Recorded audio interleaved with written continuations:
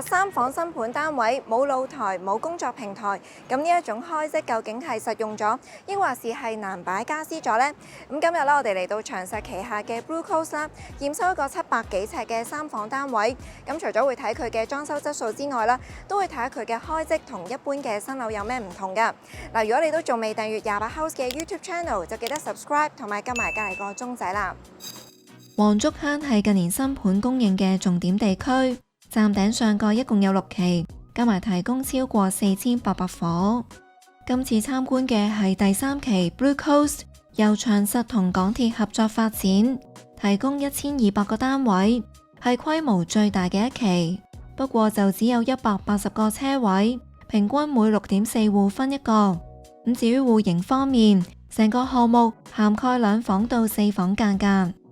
Blue Coast 係比較近商場嘅一期。有住客升降機直達到 South Side。呢個商場一共有5層，佔地大概51萬尺，規模就唔算好大。裏面有超級市場，提供唔同菜式嘅餐廳同埋戲院等等，可以滿足日常基本需要。當住客穿過商場，就可以直達黃竹坑站嘅入口啦。咁由黃竹坑站出發，3個站就到中環，車程大概15分鐘。喺交通或者購物方面， Blue Coast 都可以話係比較方便嘅一期。雖然項目有一定嘅地理優勢，但係唔代表樓價可以突圍而出。咁間過去幾年嘅樓市都比較波動，市況嘅環境對定價嘅高低有住更大嘅影響。咁大市樓價喺2021年10月轉跌，未跌之前推出嘅2個黃竹坑站新盤，包括晉環同埋洋海，首批平均尺價都要大概3萬蚊。咁自從樓價轉跌之後，黃竹坑站都靜咗年幾，先至再有新盤推出。不過價錢就明顯低咗一截。2023年推出嘅海盈山就跌穿3萬蚊，而 Blue Coast 嘅首批尺價更加跌到大概21,900幾，被市場形容做深水炸彈價，一度成為黃竹坑站首批最平嘅新盤。直到2025年4月，樓價先至由跌轉升。喺初期回暖之下推出嘅奧神，延續低價策略，首批開出大概20,900蚊。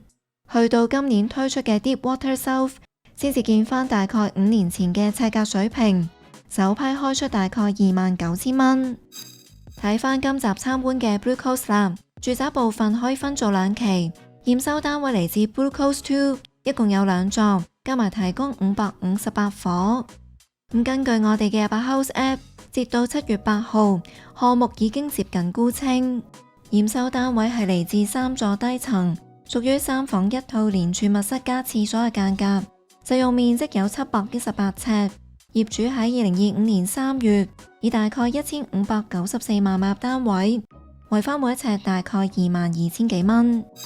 一般新盤嘅3房單位都係3間房歸邊，由走廊貫穿。不過喺 Blue Coast 嚟講，好似驗收單位咁樣嘅開則，先至係呢個樓盤嘅主流。3間房分佈喺大廳嘅兩邊，望落好似冇咗條長走廊咁樣。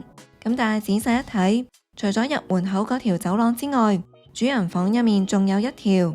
咁呢一啲空間又去咗幾多面積呢？即刻入屋同大家計計數啊！入門口之後嘅呢一條走廊，長大概2.6米，闊大概1.1米，加埋大概30尺，以每一尺大概22,000蚊咁計，呢一度折合樓價大概68萬。通常以大單位嚟講啦，門口側邊呢，一般呢都會係廚房嘅。不過呢一度呢就有少少唔同，佢就係一個廁所啦，同埋一個客廁。見到個廁所裏面呢，雖然空間唔算好大啦，其實佢都有齊花灑一啲沖涼嘅裝置。不過康 Sir 頭先就話唔係好建議大家喺裏面沖涼啦。究竟點解呢？聽下佢點講。呢個位置閂埋門之後呢，沖涼啦。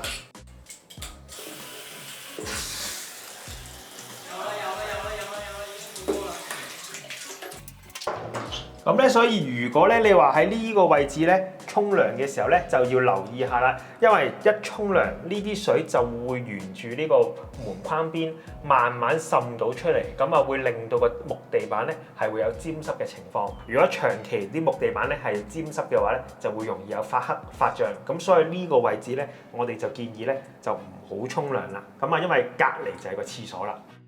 客廁嘅裝修就明顯比啱先嘅洗手間雅致，有鏡櫃同浴缸，不過一樣冇窗，要靠抽氣設備通風。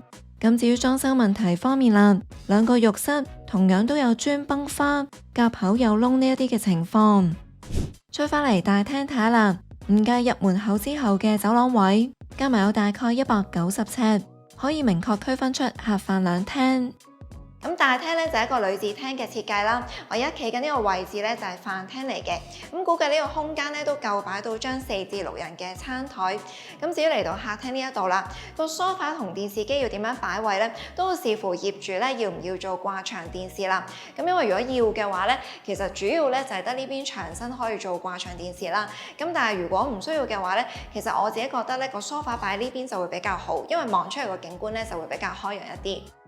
客廳有轉角玻璃幕牆，向東南同西南方兩邊嘅望景觀都係以內園同樓景為主。係得向西南嗰邊，可以喺樓同樓之間遠望到少少深灣遊艇會景。咁若果係高層單位嘅話，相信景觀就會更加開揚啦。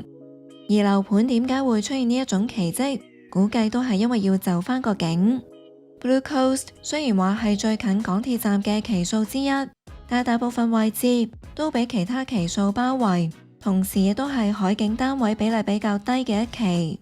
用驗收單位所在嘅第3座做例子，除咗單邊嘅 A、B 室可以直望到深灣景色之外，要令到其餘嘅單位都望得到，就唯有將個積扭歪一啲。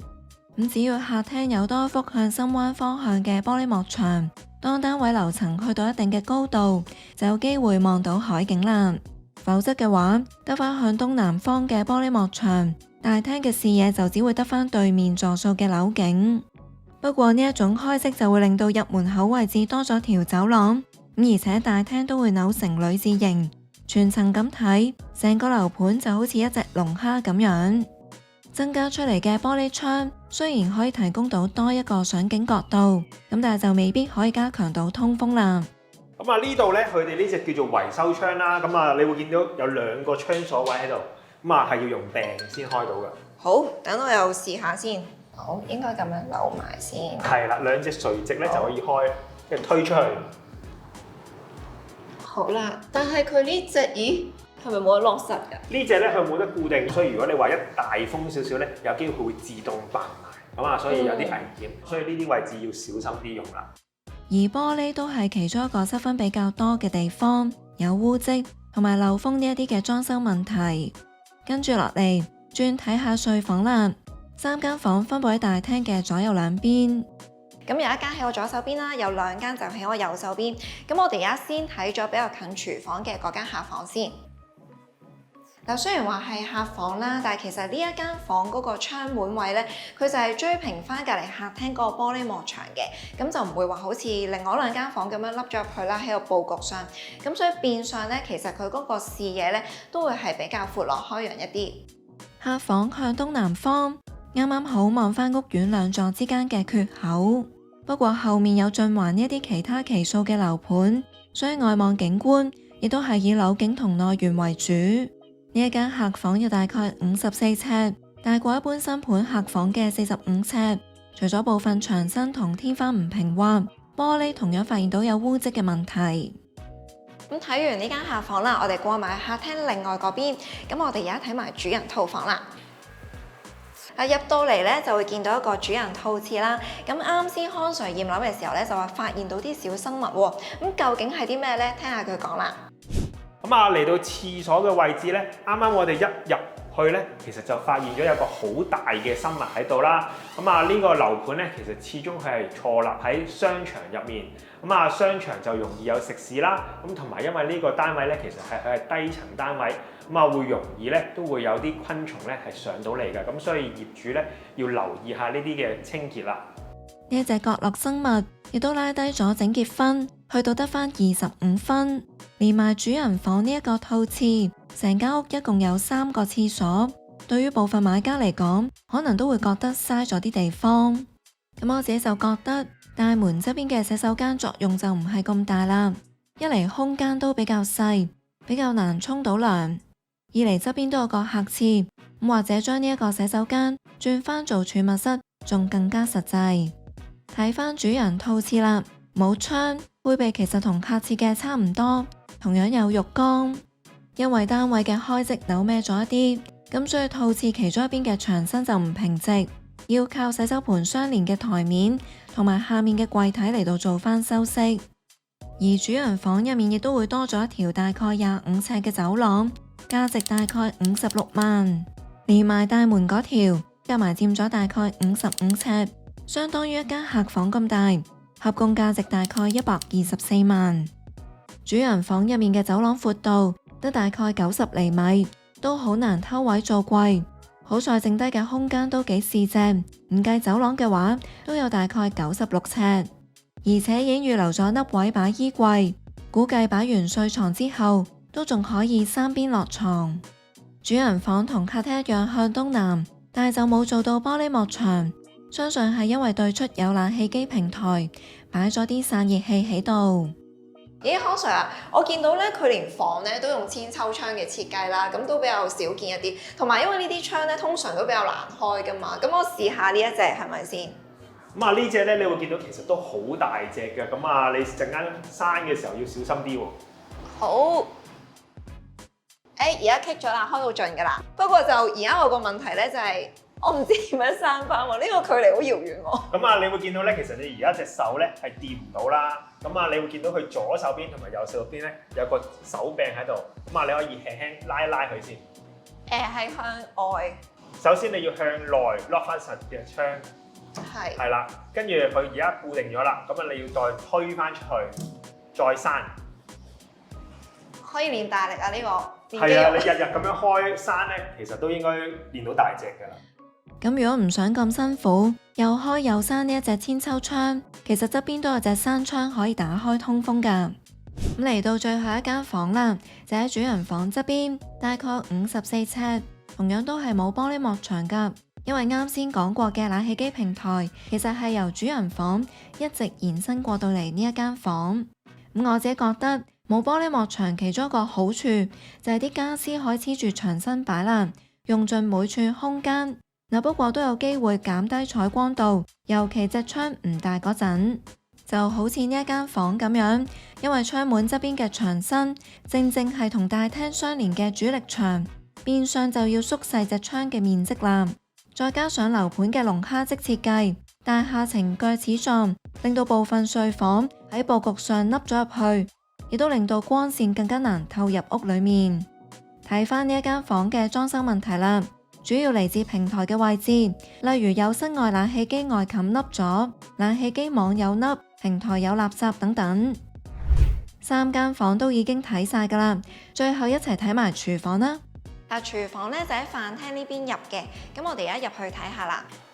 見到咧佢做咗兩邊工作台面啦，咁所以個備餐空間咧都非常之足夠。咁至於廚櫃咧，今次呢個抽油煙機呢度咧就冇做上廚櫃，咁主要咧就喺呢一邊。咁佢係一個電動廚櫃，要打開嘅話咧，其實輕輕撳一下咧就已經開到。咁入邊啲嘢咧，即係擺咗啲乜嘢都好清楚㗎啦。咁要閂嘅話咧，撳一下就得㗎啦，都好方便。廚房配備咗一系列嘅家居牛家電，包括有雪櫃、洗衣乾衣機、蒸焗爐、抽油煙機、煤氣煮食爐同埋電磁爐。另外仲有大單位常見嘅酒櫃，採用咗法國品牌名望。經過康 Sir 檢驗之後，發現部分櫃板同台面有崩花同污漬。另外再一次喺窗門位置發現到有瑕疵。咁我哋望上面，你會見到咧呢個窗架咧係裝咗5粒嘅螺絲。咁啊，而望向下低呢個位置咧，其實你會見到咧係裝少咗1粒，咁所以得翻4粒嘅螺絲。咁啊，法例要求咧其實係最少3粒，咁而家佢係已經係比法例要求咧係多咗1粒，咁所以其實裝唔裝都得。咁但係因為上面裝咗5粒，下低就冇理由裝少嘅。鴛鴦膠咧就唔係咁好啦。廚房內連嘅儲物室大約只有18尺，主要嘅問題有牆身唔平滑、門鎖有虛位等等。咁啊呢個單位咧，我哋驗完啦，咁最後嘅得分咧就係88分。咁啊佢主要失分咧就係兩個位置啦，咁啊就係窗門同埋清潔嗰度。咁啊窗門咧係有啲咩地方咧係失分咧？咁啊首先第一樣嘢咧就係佢啲窗門咧係有玻璃花啦，咁啊其實都幾多下嘅。咁啊第二個問題咧就係啲窗門咧係有漏風啊、有虛位嘅問題。咁啊漏得風就漏得水，咁所以呢啲位置咧又係要再執過去。咁啊第三樣就係個窗鉸咧係有爭咗啲螺絲，咁啊呢個因為安全嘅問題咧，咁所以咧就盡量都要裝翻好去啦。咁啊窗門講完，咁啊去到整潔啦，咁啊整潔就明顯扣得最多分咧，就係我哋一入個主人廁嗰度咧，就有隻生勾勾嘅生物喺度啦。咁啊呢啲咁恐怖、咁嚇人嘅，咁啊梗係要扣得大分啲啦。咁至於做得比較好嘅地方，就有地板同埋木門等等。發展商回應話，業主已遞交咗樓宇接收核對表格，所有項目都屬於輕微瑕疵，承建商已經全部執收完工，並且獲得業主簽署確認滿意。除咗黃竹坑站自己嘅交通同購物配套，康樂設施方面，樓盤自己嘅會所連埋園林，佔地大概9萬尺，提供多項設施，包括室外泳池、兒童遊樂場、健身室、宴會廳等等。另外，發展商需要起一個中央會所，俾晒站頂上蓋6個期數嘅住戶使用，位置就喺第3期 Blue Coast 同埋第6期 Deepwater South 之間，提供室內泳池同埋多用途運動場。但冇晒露台同工作平台咧，咁嗰個室內面積咧的而且確咧就係會實用啲啦。咁我哋睇翻咧，其實佢就算2間細房咧，都係超過50尺㗎。咁不過我自己個人咧就比較中意係直廳多過女子廳啦。嗱，大家對於龍蝦積有冇啲咩睇法呢？不如留言講下，有機會獲得咖啡禮券㗎。咁如果有業主都想申請驗樓，就可以參照呢個格式 email 或者 WhatsApp 俾我哋都可以㗎。咁最後啦，中意呢條片嘅話，記得俾我 like 支持下我哋啦。